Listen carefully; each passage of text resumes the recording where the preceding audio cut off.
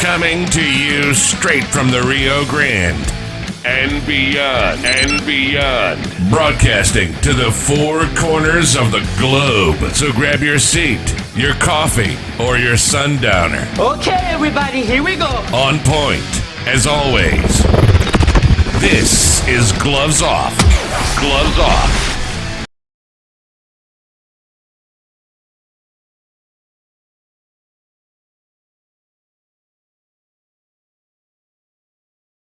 Hey guys, we're back at you in Gloves Off, and today we have a great guest, Guro Kayan Cajudo, and he's going to be talking about the system of Eskrima, how he got involved with Eskrima, and a tradition that he's brought to the United States, and it's fantastic because he's a bladesmith, and he's dealing with traditional swords and the new waves, and it's just phenomenal work that he does.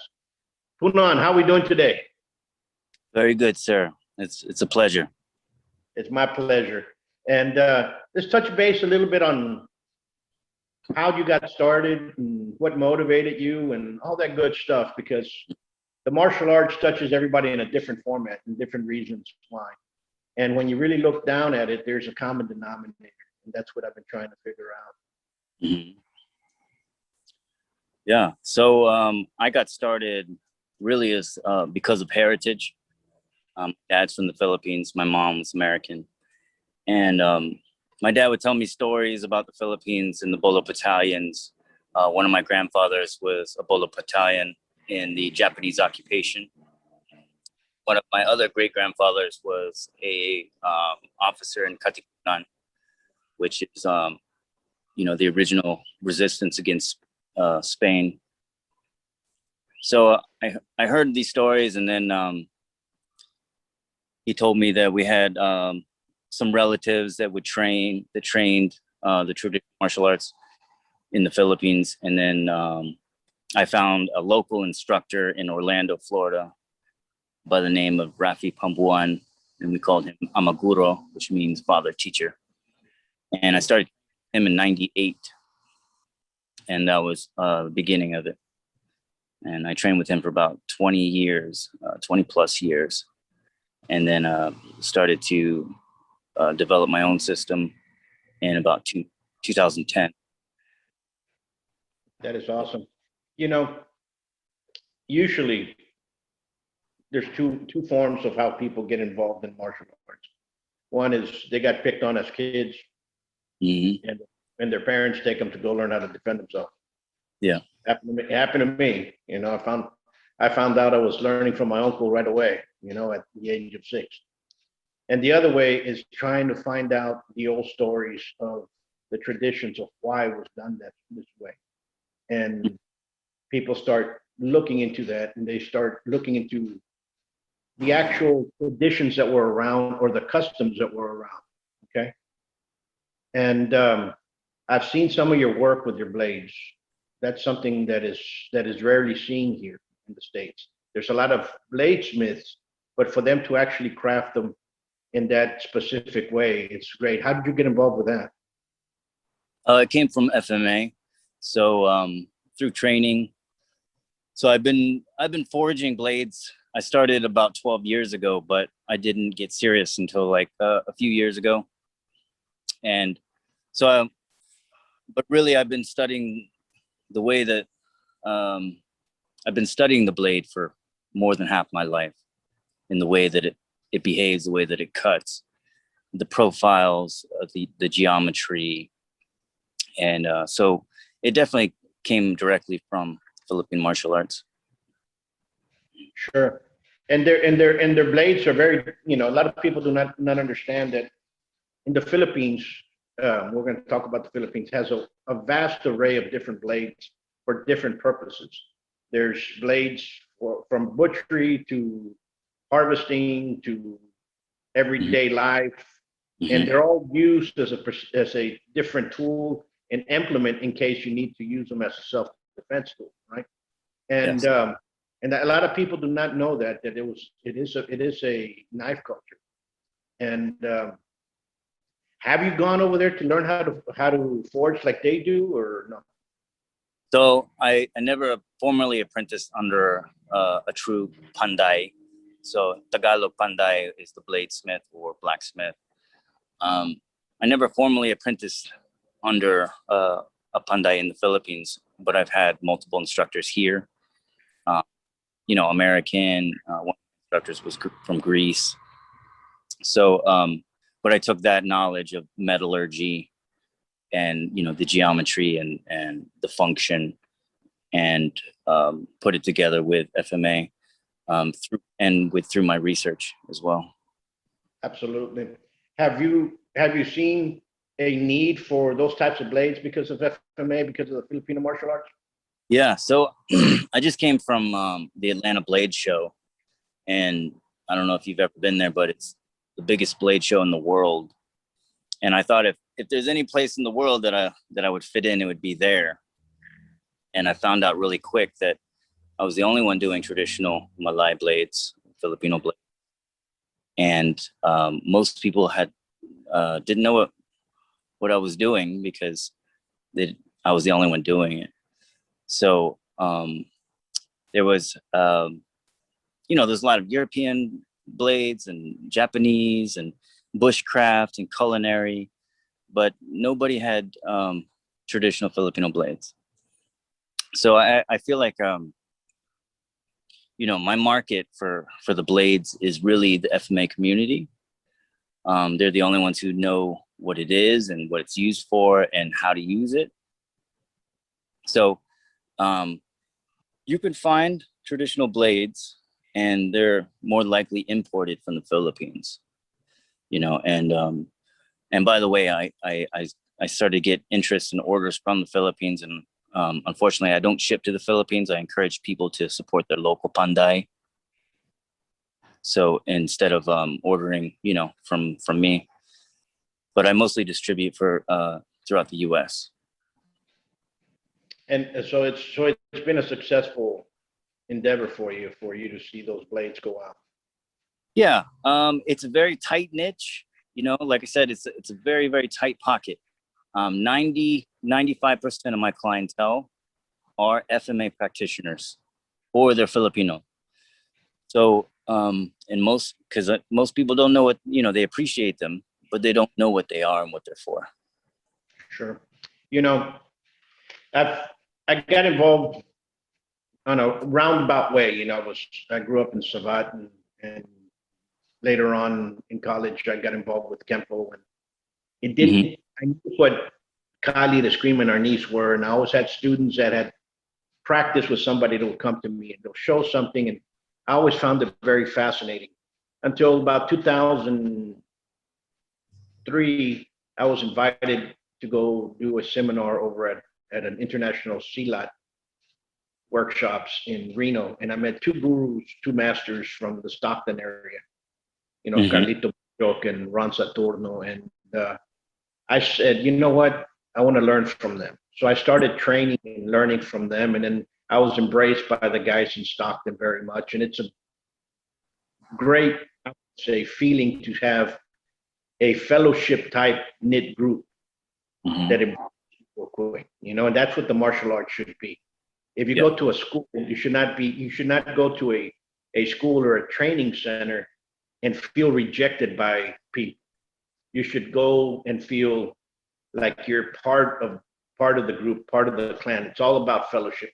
Yeah, there's not everybody's gonna like everybody's personality, but there still has to be that one that clicks, not a click, but it's like a family, a clan type of. Yeah. And it changes, and that's what I found out about the Filipino martial arts. They're very, very family oriented, which is beautiful in the martial arts now. And we fight like family too. Yeah, and that's unfortunately that's the way it is, and that's the way it has to be. We're getting more and more into that, and you have to listen. One thing I learned from 2020 was that everybody that brought their kids to your school really didn't care if your school stayed open or not. It was only those students that were sweating blood and tears that really wanted the school to keep on moving forward. Understand what I'm saying? So I saw a lot of martial arts schools, a lot of friends, a lot of associates that their schools are no longer coming back because they did not have students, they had clients. And a client will go to the next barber shop anytime they want. Understand what I'm saying? So, and so we have to preserve that type of teaching environment, that it's fellowship and the wanting that you belong. And that's what I see with the Filipino. Yeah. Well, the history of that is it's very exclusive. So when somebody says their system of FMA is traditional, you probably never heard of it because they would never show it to you, right? So in my family, it was strictly blood only. Only related family members would be shown anything at all. No. And most martial arts are that way. And you see it in Savate. Savate's the same way. You got to a certain rank, certain level, they'll teach you something else because you became part of a brotherhood. The rest were just students and just kind of there for you to train with until you proved yourself in time and in worth. Then they'll start teaching something else. One of an old professor said, "You don't know if the guy you fight in the bar is doing Savate or not. So we have to teach you once you get to a certain level, certain techniques to combat that against that. So you have to have our blessing, and you have to have our trust for us to teach you certain things that it's only going to be kept here." Understand what I'm saying? Yes, sir. Because you do not know who you're going to fight in the street. How many martial arts schools are there in your area? My area, there's quite a few. There are quite a few. So imagine there's quite a few. So there's quite a few number of people that have gone to train in a lot of different stuff that you never know, God forbid, that you have to use it. You don't know if that person is trained or not. So you always have to maintain your own clique, your own niche, your own clan. Yeah. The next question, do you have any of your blades with you? And touch base a little bit about on them. Yes, of course. You want to see some blades? Sure, yeah. So I just came from the blade show. So I've been preparing for like 3 months. This is Dahong Palay. So it's a Tagalog blade from the island of Luzon. And this one's kind of, it's shiny, it's fancy, but most time when you see these, they're utilitarian, right? This is what the farmer would carry. It's about the size that, a lot of the standard ones are. They're not super, super long, but really long blades, are cumbersome. So Dahong Palay, it means rice leaf. So it has ebony handle, rosewood scabbard, belt loop is ebony, brass ferrule, a double pin, and it's 80 2 steel. So it's awesome. Another Tagalog blade, but again, it looks different in the Philippines because these are my own expressions. This is called a sinungot ulang. So it's roughly translates to the nose of the shrimp. So it has a dramatic drop, kind of similar to like a kukri. And what that does is it creates this recurve ear. Right, would be the sweet spot for chopping, and then it's like upturned point, and that's for thrusting.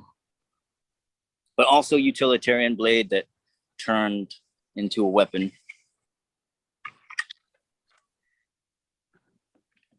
An iconic blade that a lot of people they've heard of it, they've seen it. The Kalinga head hunting axe. That's a nice. So throughout the islands, there is we do have a history of head hunting, and this would be one of the weapons that they would use. The Kalinga people are from the northern part of Luzon. It's known as the mountain Cordilleras region.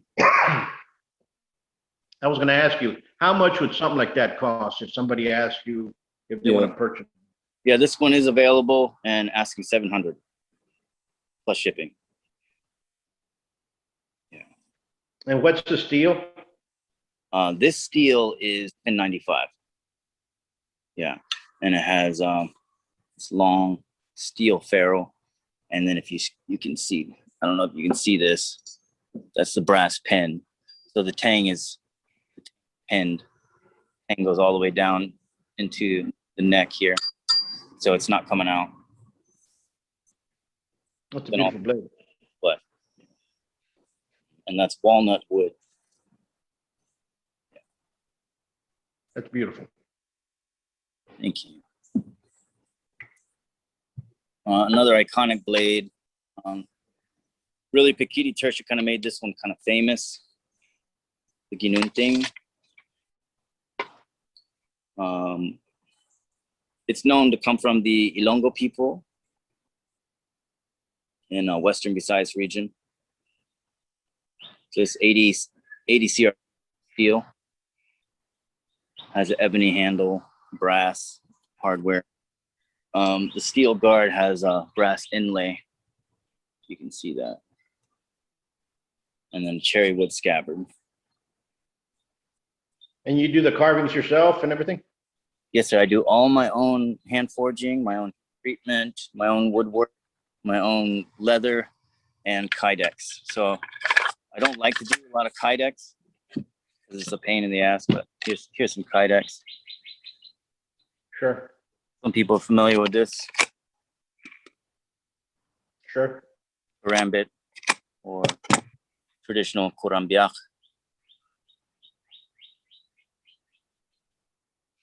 So they're dual blades, twin blades. So the sheath would sit on the front of your belt or the rear.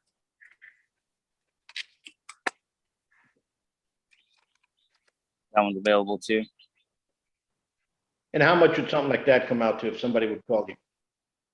That's the price that I had at the show, $875.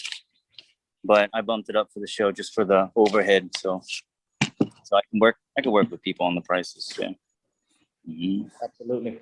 If somebody wanted to say, you know what, Guru, how can I get a hold of you? Where can they give you a call, or how can they get a hold of you? Yeah, so I'm on Facebook at Kayan Cajudo. I'm also, we're on Instagram in SD Cali, Florida. SD Cali with a K. Florida, also SD Cali official at Instagram. And then on also Facebook is Sanduguan Kali. And on YouTube, it's Sanduguan Kali. And then also Lineage of the Blade. But I get most of my orders through social media. You get an email, blackhornarmory@gmail.com. Blackhornarmory@gmail. That's awesome. Folks, Guru makes some excellent blades. If you guys want some, please get one. And let's support our locals. Let's support our own associates, if you want to put it that way, because number one, martial artists, we do a lot of little different things, and we need to keep these schools alive and kicking. So if you're out there, you're listening, some great blades. You had a Panavas, didn't you? Yes, sir. Yeah. Got a big boy here. So the scabbard was inspired by the balangay, which are the ships of the Philippines, or the lepa, they call them in the South. So that would be the boat carvings. So this blade, panabas, comes from the words pangtabas, which means to chop. So the serrations represent whale tails. Beautiful work.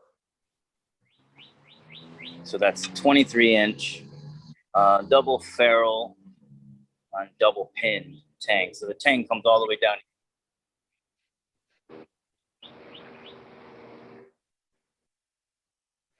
So I have a video, you can see it on YouTube.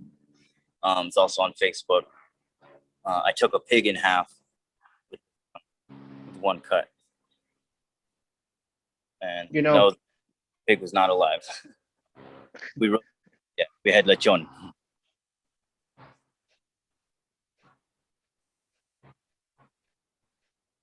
beautiful blade. And how much would something like that come out? This one's priced at 1,400. Beautiful. Yeah. You know, the first time I ever saw a Panavas was in Apocalypse Now. I don't know if you've ever seen it. Oh, okay.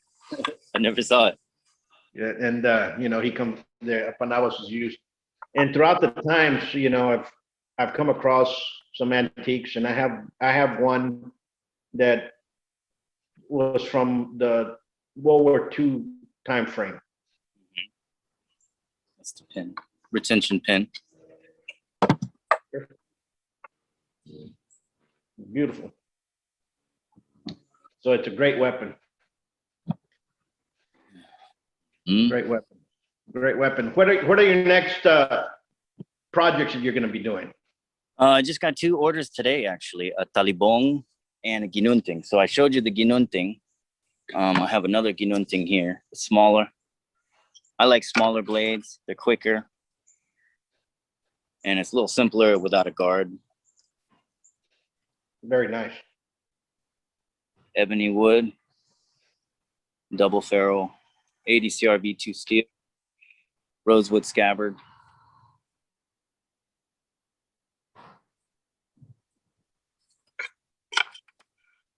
And then a talibong, which is also from the Ilonggo people. It's a cherry scabbard with bloodwood.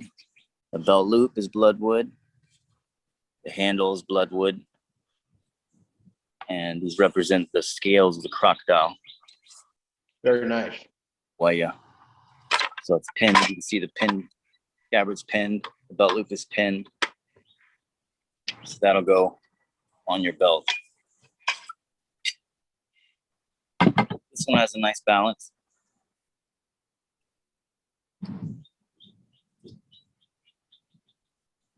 So yeah, somebody just ordered 2 of these. One talibong and one ginunting. Beautiful blades. Going to California.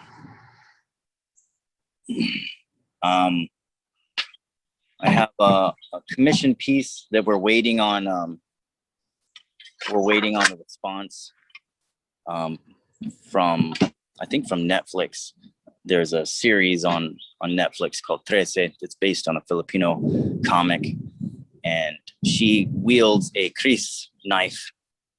I've never seen it before. I don't know anything about the comic, but they called me from California and they asked me if I could do a replica of it. So that might be in the works soon too. That's awesome. Yeah, it's going to be presented to Jay Mitchell, who's the actress. So this Sansabar, one simpler, 23. This is way too long for my personal use. It was very, very light, very swift. Now tell me a little bit of history of the Sansabat. I've heard that it's a pirate's weapon. Okay, I don't know a whole lot. You know, I'm not a blade expert. I'm not a Filipino history expert. But Sansabar is, what I do know is, I believe it's an island off the coast of Tanzania, or it's a city in Africa, Tanzania. I have heard it called Sansabari from the Moroccans. So I would imagine it was originally a North African blade of the Moor people. And, you know, the Moor colonized the Philippines, brought Islam. So I imagine this is just like a Filipino expression version of the North African blade. But imagine, yeah, there still is pirates, and there was once pirates all over the Philippines. So I imagine one of the blades used. Yeah, because I heard that one from somebody was telling me about that, and I was looking over a bunch of old blades at this antique shop, and they had a Sansabat, and he said that Sansabat was pre-World War One. It was very pricey, and he had some other elements there that went along with it, even a little shield about that big, you know. And he said these are pirate blades. This is the Sansabat it's a pirate blade from the Pacific. And I said, oh, okay. He goes kind of like the cutlass, and I said, okay. Makes Mhm. sense. Makes Yeah. sense. Makes Mhm. sense. But again, a lot of people don't understand that even in today's world, we do have piracy.